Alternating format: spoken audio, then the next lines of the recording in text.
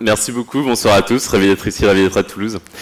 En fait, je pense que si nous sommes tous ici, c'est que nous partageons une croyance. Cette croyance, c'est que le numérique est en train de bouleverser le monde, la société et l'économie. Et la question que nous sommes posées chez Daphne est la réponse à laquelle nous avons tenté d'apporter très humainement, donc de manière très imparfaite, en observant les champions du numérique, c'est-à-dire les startups qui sont pour beaucoup devenus des géants en moins de 20 ans. Nous a conduit à nous dire que finalement il y avait 7 règles, que ces startups changeaient, qui devenaient progressivement des normes, qui paraissaient comme un refus d'accepter des règles qui sont celles acceptées par toutes, par les acteurs déjà établis. Et donc c'est cette règle que je vais vous tenter de partager ce soir.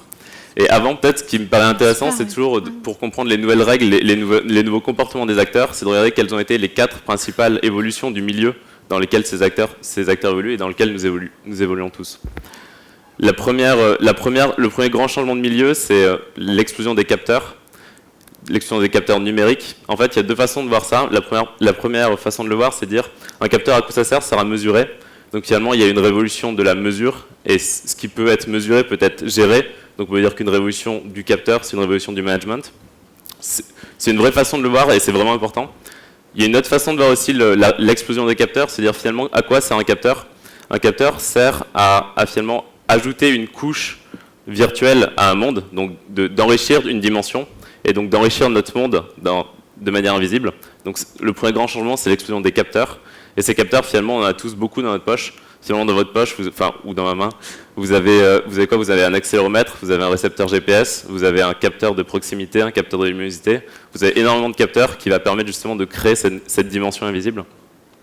La seconde grande transformation, c'est la diminution drastique du coût de transfert et de traitement de l'information, qui s'explique par la diminution, on l'a vu avec la loi de Moore, par la diminution du coût de traitement par de l'intelligence de processeurs et également de stockage. Quand j'ai été étudiant à Toulouse, et il y avait un papier qui m'avait beaucoup intéressé en économie. Finalement, c'était un économiste qui disait, c'est Ronald Coase en 1937, qui disait pourquoi une entreprise existe. Finalement, un marché, c'est quoi? C'est une rencontre d'une multitude d'acteurs du côté de l'offre et de la demande. Et finalement, pourquoi l'offre n'est pas atomisée? Finalement, les deux devraient se rencontrer autour d'un prix et devraient trouver un équilibre. Et je disais, en fait, une raison très simple pour laquelle les entreprises existent. Les entreprises existent car il y a des coûts de transaction. Ces coûts de transaction, c'est quoi? C'est créer des contrats, c'est trouver la bonne personne, c'est savoir si la personne avec laquelle on va travailler est compétente, c'est savoir si le client va nous payer et est solvable. Et tous ces coûts de transaction font que les acteurs ont intérêt à se regrouper, même si finalement le regroupement n'est pas du tout naturel, puisque le contrat de salariat, c'est quand même un contrat de subordination, donc c'est une privation de la liberté pour une production économique. Et en fait, sans trop de surprise, quand on voit cette révolution des coûts de transfert et de traitement de l'information, ça mène à quoi? Ça mène à un mouvement assez logique. Aujourd'hui, aux États-Unis, il y a 34% de la force de travail 54% pardon, de la force de travail qui sont freelance et qui sont en constante augmentation. C'est une grosse évolution du milieu. La troisième évolution du milieu, c'est la capacité d'avoir créé des ensembles où les gens se réunissent et créent des liens et créent des échanges entre eux. Le plus connu et le plus structurant, on pense rapidement à Facebook. Et finalement, Facebook, c'est quoi? C'est 1 milliard de personnes chaque jour qui vont se connecter à Facebook, qui vont créer et qui vont se connecter. Imaginez un producteur de TV qui dit « Ce soir, mon Prime, j'ai 1 milliard de téléspectateurs ». C'est un changement massif d'avoir réussi à regrouper des gens et à créer des effets de réseau, puisque la valeur d'un réseau dépend beaucoup du nombre de personnes qui sont dessus. Si 2 personnes ont le téléphone, c'est sympa, mais si tout le monde a le téléphone, ça devient standard et ça devient vraiment intéressant. La 4e transformation, c'est beaucoup ce qu'on a vu tout à l'heure, c'est finalement la capacité à personnaliser, à prédire, à traiter toute cette information. Et finalement, beaucoup de choses en intelligence artificielle sont assez vieilles. Finalement, la plupart des modèles mathématiques datent des années 50 jusqu'aux années 80. Mais aujourd'hui, on les confronte à énormément de données et on arrive à les sophistiquer énormément. Et en fait, ces 4 évolutions de milieu permettent de créer un nouvel environnement dans lequel peuvent s'exprimer des nouveaux acteurs et ces acteurs peuvent suivre des nouvelles règles. Donc arrivons sur ces 7 nouvelles règles de l'économie. Je vais les regrouper autour de 3 principes. Oui, je numérise beaucoup mon pitch. Le premier principe, c'est le mouvement permanent. Qu'est-ce que je veux dire dans le mouvement permanent? C'est finalement l'acteur économique qui s'arrête, meurt. Ça pourrait être pas mal le résumé du principe fondamental de ce mouvement, qui se divise en deux règles. La première règle, c'est l'innovation permanente. C'est quoi l'innovation permanente? C'est finalement toujours mettre en péril son cœur d'activité, et c'est pas du tout logique. En fait, finalement, un des grands ponts du MIT sur l'innovation disait pourquoi finalement l'innovation vient pas souvent des grands groupes. En fait, quand on réfléchit, l'innovation est en contradiction avec une bonne gestion, parce que souvent les produits les plus innovants sont des produits qui sont pas forcément les plus rentables et les plus perfectionnés à la date où ils sortent. Et finalement, en fait, quand on crée une organisation, ça peut se voir comme une forme de chaos, comme une forme de regroupement d'humains qui vont créer du chaos et qui vont essayer de créer de l'équilibre. Pourquoi créer de l'équilibre? Parce qu'on a besoin d'avoir une production avec une certaine qualité, on a besoin d'avoir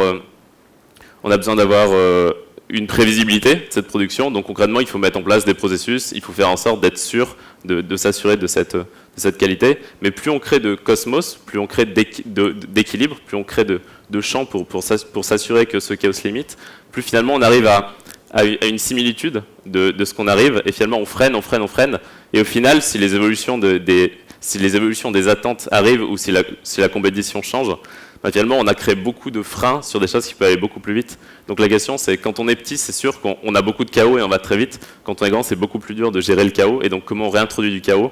Bah, souvent on réintroduit du chaos par l'externe, et finalement quand on regarde parmi les grands champions qui se sont établis, on pense à Google, enfin maintenant Alphabet. Au cours des 18 derniers mois, ils ont fait 70 acquisitions de boîtes, c'est-à-dire qu'ils rachètent une boîte chaque semaine pour pouvoir continuer à innover, même parmi les champions de l'innovation et parmi les groupes qui sont nés dans ce milieu et qui sont établis avec cette nouvelle façon de se comporter. Deuxième nouvelle règle, c'est être customer-centric. Donc finalement, tout le monde se dit « Ok, bien sûr que je suis une entreprise, je m'adresse à un client et je l'écoute beaucoup ». La question, c'est que finalement, quand on écoute le client, en fait, il y a deux choses. D'une part, il y a la culture du risque, et d'autre part, il y a la culture stratégique. Qu'est-ce qu'a tendance à faire une société qui est bien gérée et qui devient grosse? C'est finalement de gérer le risque pour toujours assurer une bonne qualité, et c'est d'avoir des grands cadres stratégiques pour prévoir le futur et pouvoir agir dessus et pouvoir le communiquer à l'ensemble des individus et pouvoir créer des plans d'action. Et finalement, pour s'adapter rapidement aux clients, ce qu'on a besoin, c'est une culture du prototypage, une culture de l'expérimentation et de rechallenger ce qu'on fait en permanence. Et un exemple très très simple, si on essaie d'évaluer si une entreprise est vraiment customer-centric ou pas, c'est finalement à quel point elle l'écoute et elle adapte son produit par rapport aux inputs qu'elle a de ses clients. Finalement, beaucoup de grandes boîtes, quand vous leur dites comment vous savez si vos clients, si vous répondez aux besoins de vos clients, ils font on fait une étude de satisfaction. On leur demande et à quelle fréquence, et souvent elles disent annuelle. Alors qu'à côté, des startups, tous les jours, elles itèrent par rapport au comportement et aux demandes de des startups, de leurs clients.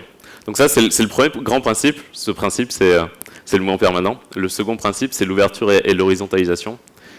La première règle, c'est finalement recréer des organisations souples et flexibles.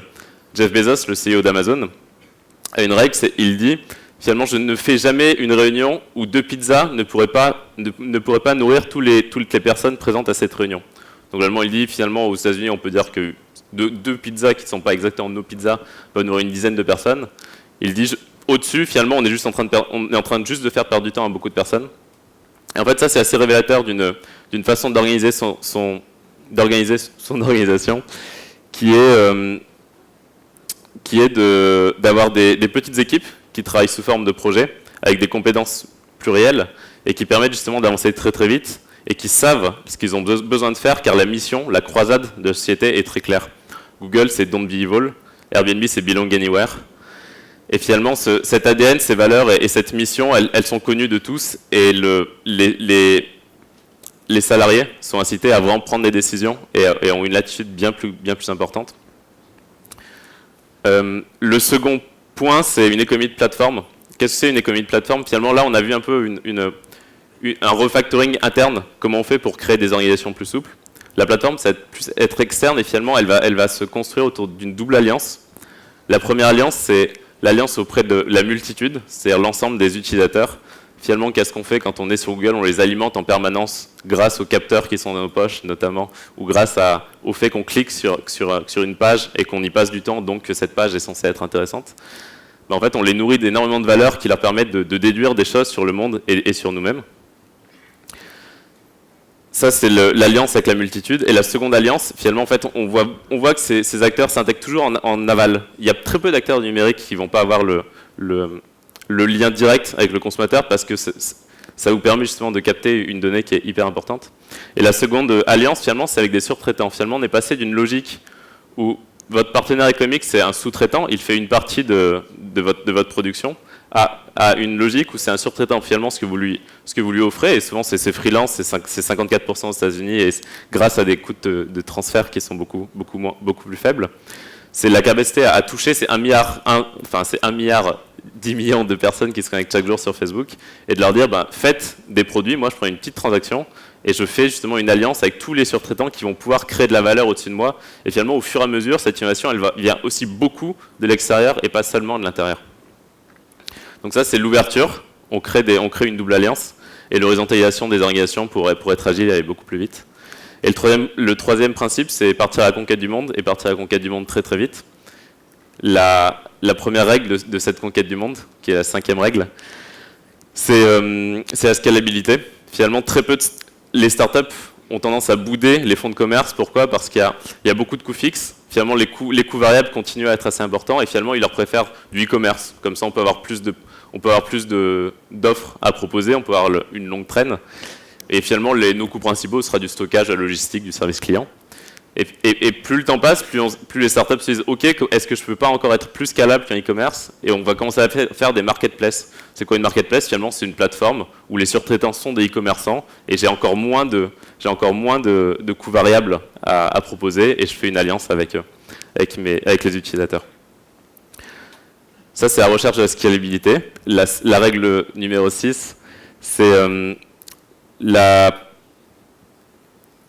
conquête, partir à l'international très vite, l'internationalisation. En fait, ce qu'on se rend compte, c'est chez les startups du numérique, il y a vraiment 2 temps. Il y a le pré-product market fit, donc une fois tant que la startup n'a pas réellement trouvé quelle est la proposition de valeur qui correspond à ses clients, et il y a le post-product market fit. Et en fait, une fois que ce market fit est créé, en fait, les startups déclinent très très vite à l'international. Finalement, Criteo, qui est un des champions français, ils ont ouvert 21 pays très rapidement. Qu'est-ce qui fait aussi que Sigfox est un champion? C'est leur capacité à déployer très très vite leur infrastructure partout sur la planète. Le 7e principe, c'est du financement externe. En fait, quand on veut financer des entreprises, finalement, il y a 2 façons de le faire. Il y a du bas de bilan, c'est-à-dire de la dette. La dette, elle est adaptée à une chose, c'est vous avez un projet d'entreprise qui est assez simple à projeter. Vous savez exactement quels sont les besoins et quels devraient être les cash flows qui rentreront. Donc vous pouvez à peu près estimer un risque et vous pouvez à peu près donner un taux d'intérêt pour le remboursement. En fait, ce qu'on se rend compte, donc ça c'est le bas de bilan, c'est la dette. Et si on vous dit, je fais rentrer des nouveaux actionnaires qui prennent des risques parce que finalement le temps long est très très dur à prédire, et ils acceptent l'incertitude et ça devient des partenaires pour créer une société. Finalement, quand on regarde la différence entre les États-Unis et la France notamment, mais c'est pas vrai qu'entre les États-Unis et la France, c'est en France, le financement des sociétés et des PME et des ETI en particulier, il se fait à 90% par de la dette et à 10% par du haut de bilan, par du financement par des partenaires externes comme des capitaux risqueurs. Quand aux États-Unis, le rapport est à peu près inversé, 80% du financement se fait en haut de bilan par des capitaux risqueurs, par les business angels ou par des fonds d'investissement plus tardifs, ou par l'entrée en bourse, alors que seulement 20% se fait par la dette. Donc vous allez me dire, ok, on va dire, postulons que c'est vrai que c'est à peu près vrai, que même si l'exercice est périlleux, même s'il est fait par les humains, c'est vrai qu'ils sont valables pour les startups. Est-ce que ça peut se généraliser à d'autres acteurs, et est-ce qu'elles peuvent réellement devenir des normes? Et si elles deviennent des normes, qu'est-ce que je peux faire? Qu'est-ce que je peux en déduire? Finalement, on va juste essayer de regarder les 3 principes et se dire, est-ce qu'il y a des choses que je peux essayer de mettre en place? Le premier, c'est le mouvement permanent.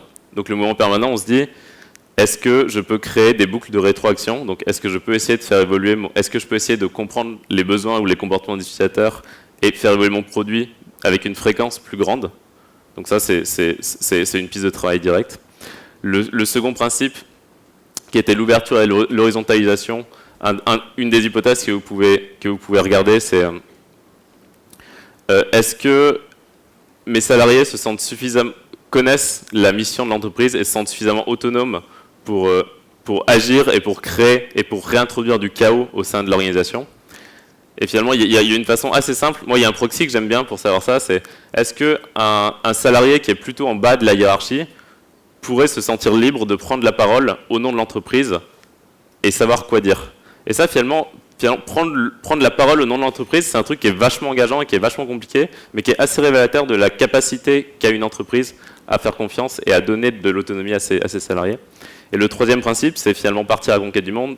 C'est pas une nouveauté des startups, mais finalement, c'est se dire, si je recrée du chaos, si je refais une prise de risque pour m'adapter aux clients avec un modèle, avec une organisation qui saura s'adapter rapidement et qui saura aller très vite, parce qu'elle sera souple, parce qu'elle sera ouverte avec une double alliance, est-ce que je serai prêt à ouvrir mon capital à des investisseurs extérieurs pour réellement prendre des risques? Et c'est trois pistes qui vous permettent de vous dire où est-ce que j'en suis à peu près sur ces nouvelles règles de l'économie et qu'est-ce que je peux faire. Merci beaucoup.